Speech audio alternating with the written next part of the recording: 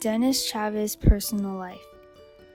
Dennis was born on April 8, 1888 in Los Chavez, Valencia County, New Mexico. His parents are David Chavez and Paz Sanchez Chavez. He was the third of 8 children. His father maintained a small farm in Rio Grande Valley and worked for neighboring ranches when needed to. In 1885, they moved to Albuquerque to get a good education. His father worked at the railroad and enrolled Dennis in the nearby Presbyterian Mission School, and he learned English. Later, he transferred to St. Mary's Elementary School and then attended public schools. He had to stop going to school in 7th grade to support his family. Then he started getting more into politics. "We are Americans when we go to war, and when we return, we are Mexicans." Dennis Chavez. Personal philosophy, primary contribution to society, and major conflicts and successes. Senator Chavez's work is based entirely on his courage, integrity, and commitment to justice. He lived his life by showing concern for various issues and solving different problems when they came his way.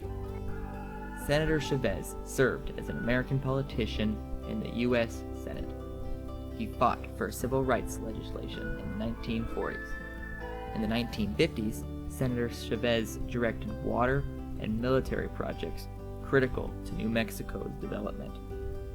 A major conflict in Senator Chavez's life was when he led the Senate in denouncing Senator Joe McCarthy's anti-communist actions.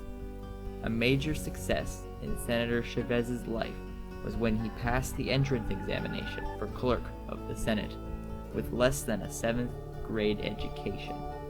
He was the first American-born Hispanic U.S. Senator and the longest-serving Hispanic senator in history.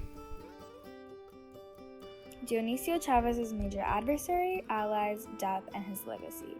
Dionisio Chavez had lost his senatorial bid in a bruising slugfest with Republican progressive Bronston Cutting, and that was probably his major adversary.